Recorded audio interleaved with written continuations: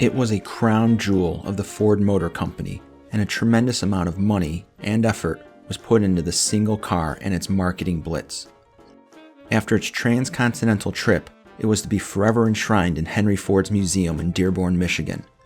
But after the glitz and spectacle wore off and the car became just another old Ford, it was unceremoniously sold off and presumed lost for nearly 50 years.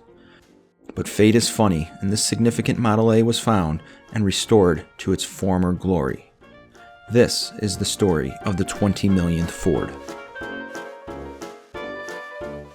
In the early part of 1931, Ford Motor Company was feeling the impact of the Depression.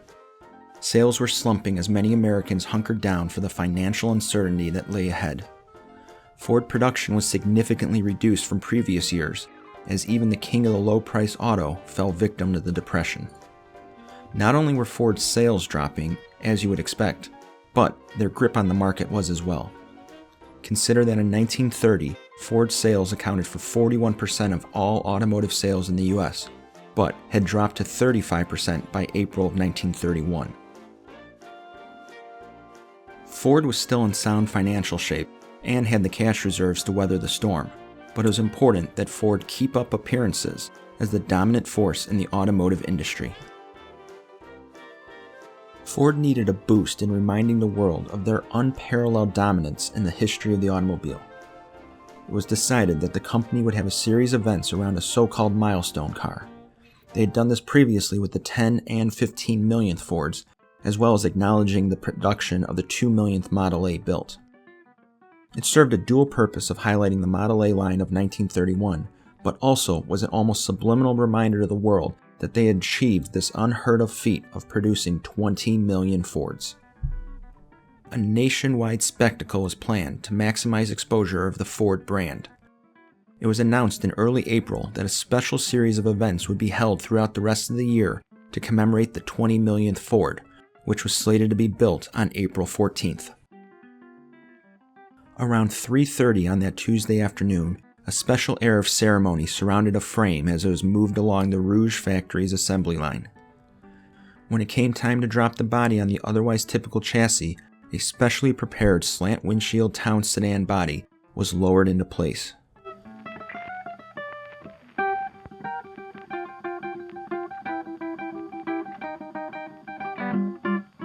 By the time the car reached the end of the assembly line, it was greeted by company dignitaries to observe the milestone.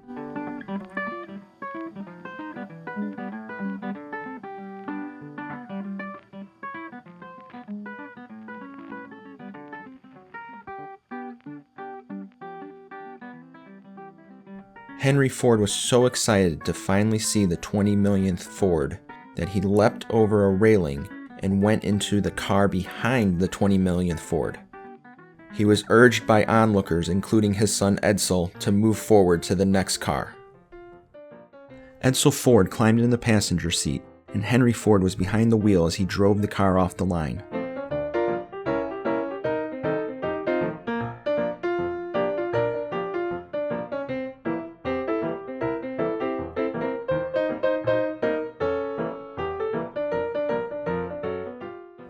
After stopping outside to pose for photos, Henry drove the car to his estate, Fairlane, a few miles from the Rouge factory.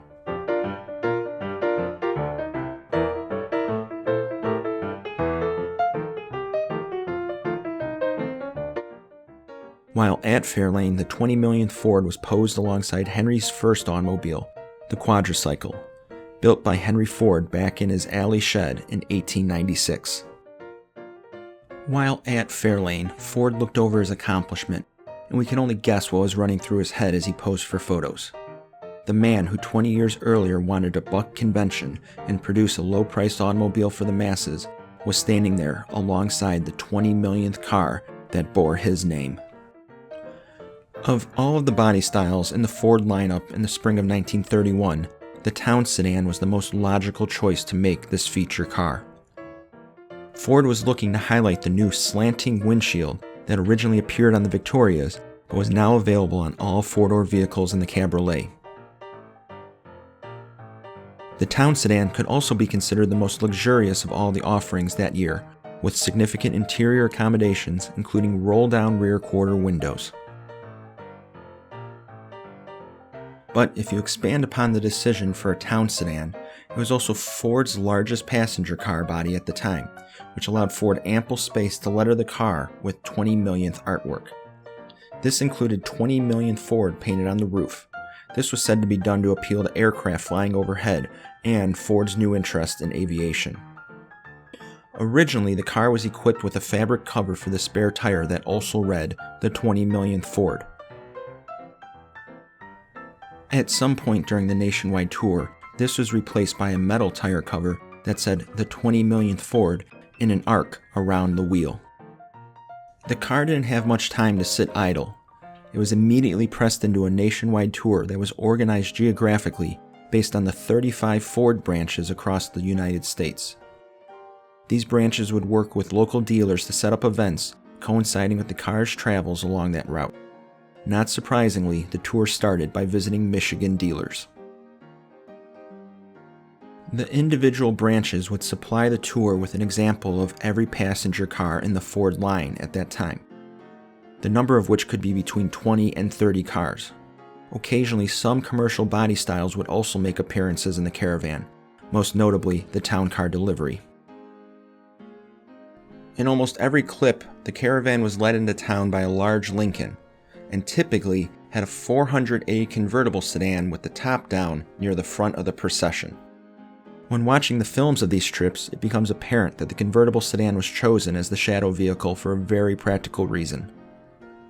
The open top and window framing allowed Ford employees to stand up in the vehicle and direct the rest of the caravan on what to do while they were in motion. The caravan also featured 2 Town Sedans that had been equipped with speakers to play music and allow for amplifying speeches to the crowd. These Town Sedans had the speakers placed in the rear quarter windows with modified rear jump seats that allowed a Ford employee to operate the equipment from inside. The tour moved eastward from Michigan into Ohio, Pennsylvania, and then into the Northeast, including Vermont, New Hampshire, Massachusetts, Rhode Island, and eventually New York City.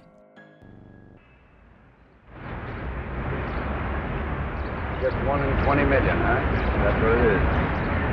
Well, this is a very auspicious occasion for the Mayor of the City of New York to bid Godspeed to the 20th million Ford car. I have no hesitation in giving to the Ford Motor Car Company the congratulations of the City of New York.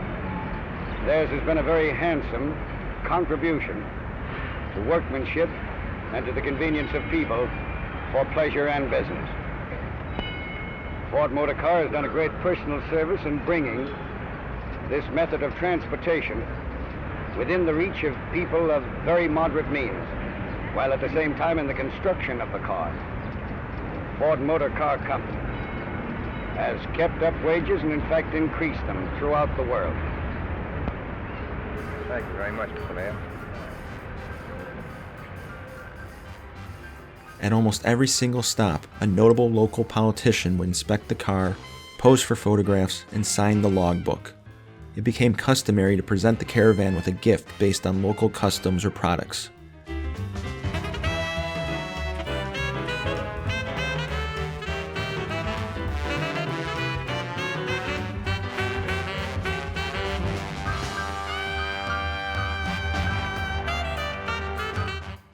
The vehicle was issued Michigan license plate 266-666. The plan to get the car out on tour as soon as possible meant that these plates were actually installed onto the car while it was still on the assembly line. But it became a tradition for the car to be gifted a custom-made license plate each time it visited a new state. It was always numbered 20 million. The expedition was led by retired Army Colonel C.D. Hilton, who is often credited as the personal representative for Henry Ford. And who better to lead this 8-month campaign across the United States than a retired Army officer? The 20 millionth was on a very strict schedule that some days had the car making 8 stops, requiring discipline to ensure on-time departures and arrivals. The films show that Hilton greeted each person warmly and was typically the person that held the logbook for people to sign, as well as receive any gifts on behalf of the car or Ford Motor Company. With such a long trip planned, there were regular updates and improvements made to the car. At the end of May, around the time the car was in the Philadelphia area, it was outfitted with a second taillight on the passenger fender. This was in advance of Ford offering a passenger-mounted taillight as a dealer-installed accessory in September of 1931. This second stoplight also had a license plate bracket, which allowed it to display just one more of the commemorative license plates it was receiving on its journey. In June, the Caravan turned back west with stops in West Virginia, Ohio, Kentucky, Tennessee, and Illinois. By July, it was in Missouri, Kansas, Iowa, back to Chicago, and Wisconsin. August, it made stops in Minnesota, South Dakota, and Nebraska. September saw the car reach Utah, and finally the West Coast, with stops in California, Oregon, and Washington.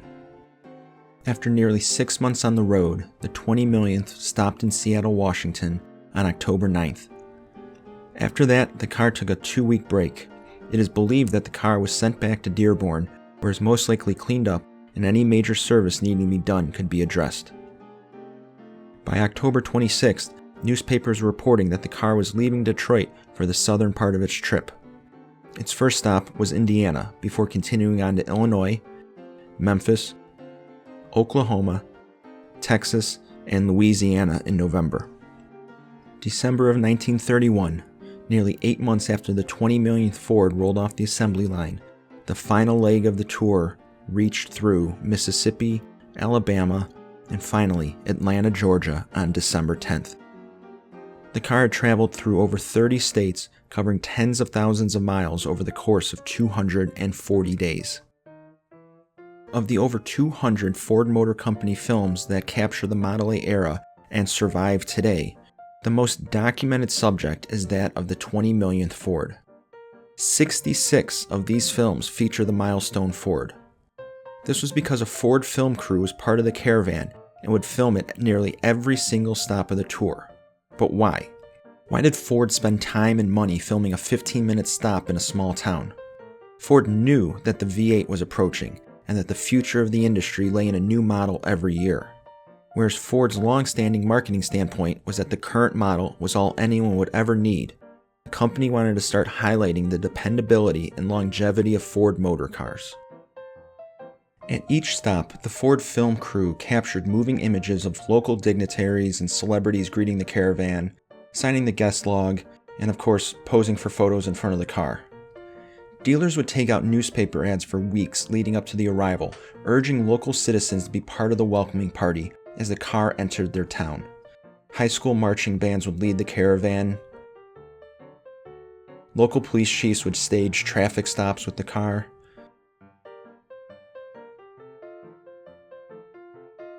Stuff like whatever the hell's happening in this scene would take place. All of this seemingly unimportant filming was done for one brilliant marketing reason. Several months after rolling through these tiny towns, Ford supplied these local dealers with copies of the film that focused on that particular small town's visit. These dealers would then encourage people to come view the movie of the ceremony, to see their local town on the big screen, and maybe, just maybe, catch a glimpse of themselves. It was just another example of Ford working to keep crowds interested in the Ford car and lure people into Ford showrooms. After the tour ended in Atlanta, the car was sent back to Dearborn. It was displayed at the Chicago's World Fair in 1934 in the Ford Rotunda alongside other noteworthy Fords, including the 15 millionth Ford and A616, the very early 28 two-door that was driven across the country in December of 1927.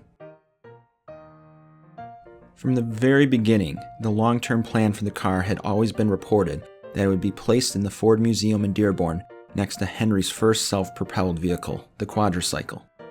But eventually, the 20 millionth Ford was just another old car taking up space. So in 1940, the car was sold to a family from northern Michigan, where it was eventually stored out of sight until it became known to Ford Motor Company in late 2000. A deal was worked out with the family to allow Ford to lease the car for 10 years in preparation of their centennial celebrations. The car was restored and premiered at the 2002 Iola Car Show in Wisconsin. It was then displayed extensively during Ford's 100th anniversary celebrations in 2003. The 20 millionth Ford is a reminder of how far companies had to go to creatively market their products in a pre-digital world. The 20 millionth Ford attracted crowds and dignitaries everywhere it went before fading into obscurity and forgotten. Its eventual rediscovery, restoration, and public display show that even now, the recognition of Ford's 20 millionth car is something to be respected.